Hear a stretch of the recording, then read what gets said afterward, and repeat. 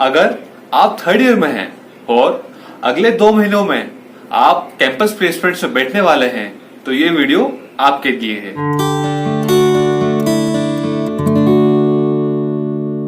Hello दोस्तों, मेरा नाम है संस्कार नाइक और आज के इस वीडियो में मैं आपको बताऊंगा ऐसी 5 स्किल्स जो कि आपको प्लेसमेंट्स क्रैक करने में मदद कर सकती है। तो चलिए शुरू करते हैं।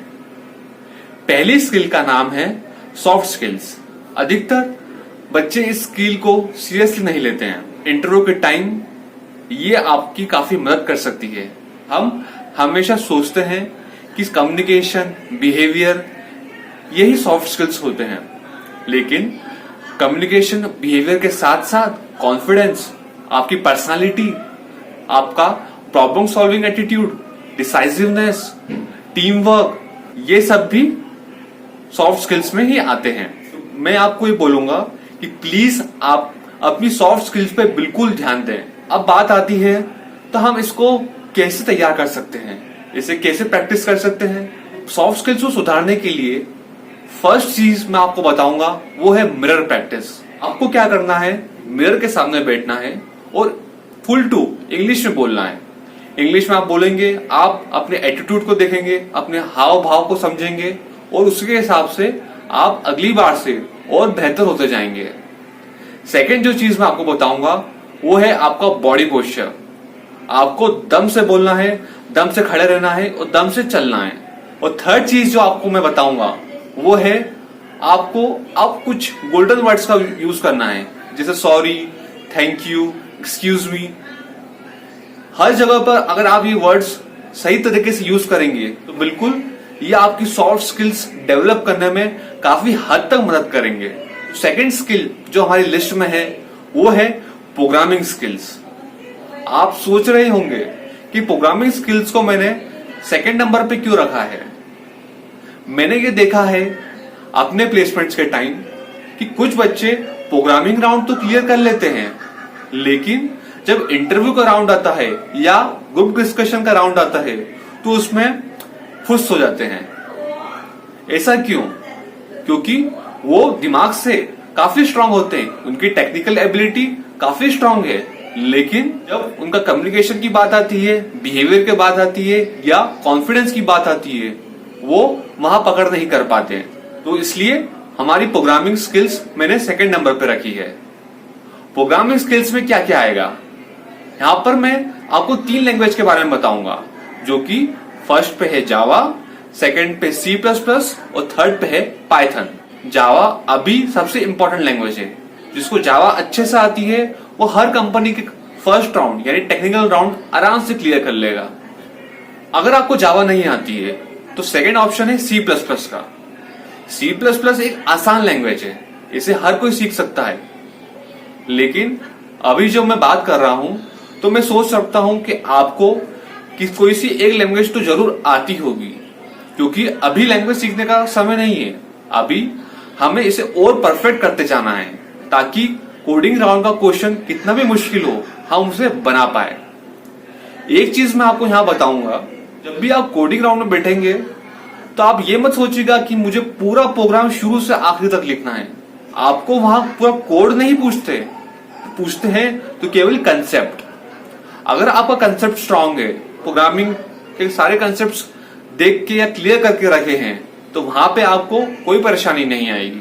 पाइथन की बात करें तो पाइथन कुछ ही कंपनीज पूछती हैं, जैसे कि इन्फोसिस। अगर आपको पाइथन नहीं भी आती है तो कोई परेशानी नहीं है।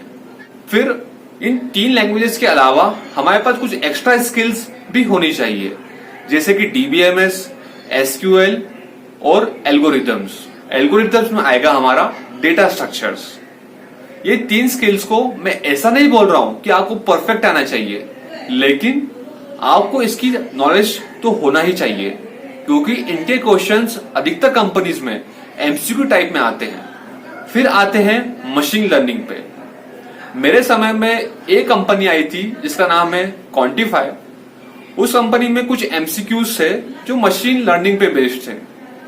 मैं ये नहीं बोल रहा कि आपको मशीन लर्निंग जरूर आना चाहिए, लेकिन आप थोड़ा बहुत पढ़ सकते हैं, यानी इंट्रोडक्टरी पार्ट। तो बात करते हैं कि आप अपनी प्रोग्रामिंग स्किल्स को कैसे सुधार सकते हैं। अधिकतर बच्चे ये करते हैं कि यार ये कोचिंग चलो, फलाना ढिमका कोचिंग चलो, वो कोचिंग चलो और पैसे बिगाड़ो। मेरे मायने में कोचिंग जाने से, पैसे बिगाड़ने से कोई मतलब नहीं है। आज के समय में YouTube पे, ऑनलाइन प्लेटफॉर्म्स पे इतना मटेरियल आ चुका है जो आपको अच्छे से प्रोग्रामिंग सिखा सकता है।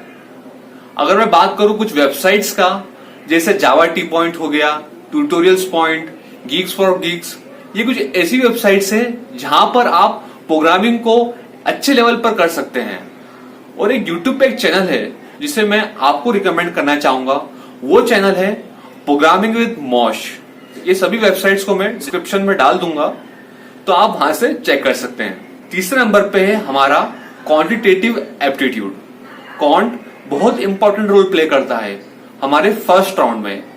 पहले कंपनी के टेस्ट में 50% तक क्वेश्चंस हमारे क्वांट से पूछे जाते हैं, 20% क्वेश्चंस प्रोग्रामिंग के और बाकी के 30% रीजनिंग या इंग्लिश लिटरेचर से। अब बात आती है आप अपने क्वांट पे प्रैक्टिस कैसे कर सकते हैं। अगर मैं मान रहा हूं कि जो मेरा वीडियो देख रहे हैं वो इंजीनियर्स होंगे, तो आपका क्वांट शुरू से ही अच्छा होगा। लेकिन हम इंटीग्रेशन, डिफरेंशिएशन के हार्ड कॉम्प्लेक्स प्रॉब्लम्स तो आसानी से कर लेते हैं। बात आती है तो रिवर प्रॉब्लम की या ट्रेन प्रॉब्लम्स की, उसे हम भूल चुके होंगे या प्रैक्टिस करनी होगी। उसकी प्रैक्टिस करने के लिए आप क्या कर सकते हैं? तो आप सभी जानते हैं क्वांट की प्रैक्टिस करने के लिए हमारी बाइबल है आर.एस. अग्रवाल की बुक। आर.एस. अग्रवाल की बुक आप खरीद सकते हैं या इसे ऑनलाइन भी डाउनलोड कर सकते हैं। इसकी प्रैक्टिस अगर आपने अच्छे से कर ली तो क्वांट में आपको कोई नहीं हरा सकता। तो अब मैं आपको ऐसी वेबसाइट्स के बारे में बताऊंगा जो आपकी मदद कर सकती है क्वांट को डेवलप करने में। करियर ब्लेस और फ्रेशर्स लाइव, इन सभी वेबसाइट्स की लिंक मैं डिस्क्रिप्शन में डाल दूंगा, तो वहां से आप चेक कर सकते हैं। अब आती है 4th नंबर की स्किल, English/grammar/vocabulary। इन तीनों को मैंने साथ में इसलिए रखा है, ये तीनों ही इंपॉर्टेंट है। अब जो वीडियो देख रहे होंगे उनको इंग्लिश तो बिल्कुल आती ही होगी, ऐसा तो कोई नहीं होगा जो जीरो से स्टार्ट करेगा। अब बात आती है कि आप अपनी इंग्लिश को कैसे और सुधार सकते हैं, कैसे इसे और फ्लुएंट बना सकते हैं। अब बात आती है कि आप अपनी इंग्लिश पे कैसे काम करें, इसे कैसे और बेहतर बनाएं, और नए वर्ड्स कैसे याद करें, और ग्रामर पे कैसे ध्यान दें ताकि हर सेंटेंस परफेक्ट हो। तो इसके लिए मैं आपको बताऊंगा आइल्स की प्रैक्टिस करना। आइल्स मतलब IELTS। ये एक एग्जाम होती है जिसके बारे में आपको आने वाली वीडियो में बताऊंगा। तो इस एग्जाम में 4 चीज इंपॉर्टेंट है, वो है writing, listening, reading and speaking. हमें रीडिंग पे अभी ध्यान नहीं देंगे, तो 3 चीज वो है स्पीकिंग, राइटिंग और लिसनिंग। ये 3 चीज पे हम काम करेंगे। स्पीकिंग में आपको क्या करना है कि कोई सा भी टॉपिक, न्यूज़पेपर से, कोई सीरियल से, न्यूज से आपको टॉपिक उठाना है, वो 1 मिनट या 2 मिनट तक उसे कंटिन्यूअसली बोलना है, पूरा इंग्लिश में। इसको आप मिरर के सामने ही बोल सकते हैं, वहां भी आपकी अच्छी प्रैक्टिस होगी। सेकेंड चीज आती है हमारी लिसनिंग की। गूगल पे सर्च कीजिए लिसनिंग प्रैक्टिस ऑफ आइल्स। यहां पर जब आप जाएंगे तो आपको काफी सारी ऑडियोज की क्लिप आएंगी। इस ऑडियो क्लिप को आप सुनेगा, ये काफी तेज इंग्लिश भी बोलते हैं और धीरे इंग्लिश भी बोलते हैं। जब आप इनको सुनेंगे तो आपको भी एक समझ में आएगा कि क्या पैटर्न होता है ग्रामर का, कैसे कुछ वर्ड्स को प्रोनाउंस किया जाता है। लास्ट चीज पे हम आते हैं, वो है राइटिंग। राइटिंग की प्रैक्टिस आपको इसलिए करना है क्योंकि कई बार कुछ कंपनीज अपने फर्स्ट राउंड में राइटिंग अ पैराग्राफ का भी टेस्ट रखती है, जहां पर वो चेक करते हैं आपकी थिंकिंग एबिलिटीज को। तो राइटिंग की प्रैक्टिस कैसे कर सकते हैं? आपको इंटरनेट पर सर्च करना होगा, जहां पर आपको कई सारे टॉपिक्स मिलेंगे। नए नए टॉपिक्स पर 300 से 400 वर्ड्स रेगुलरली लिखेगा तो आपकी राइटिंग की भी काफी अच्छी प्रैक्टिस होती जाएगी। ये 3 चीज अगर आप करेंगे, आई एम डैम श्योर कि प्लेसमेंट के समय तक आपकी इंग्लिश काफी अच्छी हो जाएगी, सिर्फ बोलने में ही नहीं लेकिन लिखने में और सुनने में भी। अब बात करते हैं हम हमारी आखिरी स्किल के बारे में, जो कि 5th स्किल, वो है रिज्यूमे मेकिंग या CV मेकिंग। मैंने बहुत से बच्चों को देखा है कि वो हमेशा रेज्यूमे और सीवी में कंफ्यूज रहते हैं।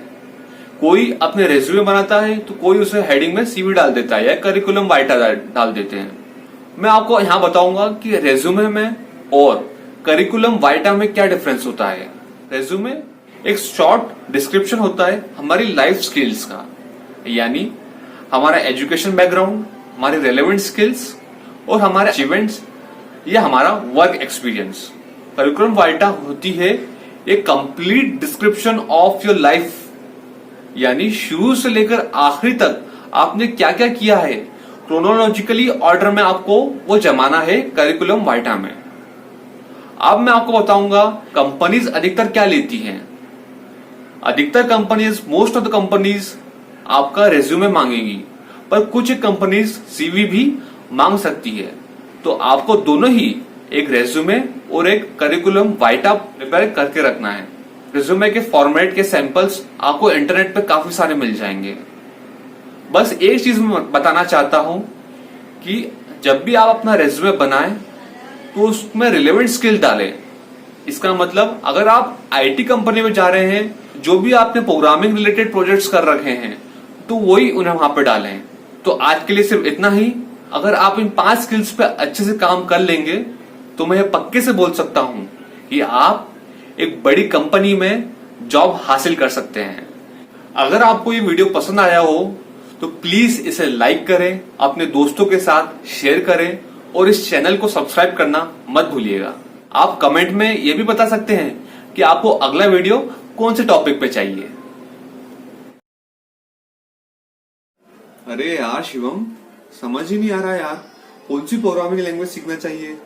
इतने सारे ऑप्शंस हैं आजकल, C++, जावा, पाइथन। अरे एक बात बता कि आजकल आईटी इंडस्ट्रीज में कौन सी प्रोग्रामिंग लैंग्वेज चलती है ज्यादा?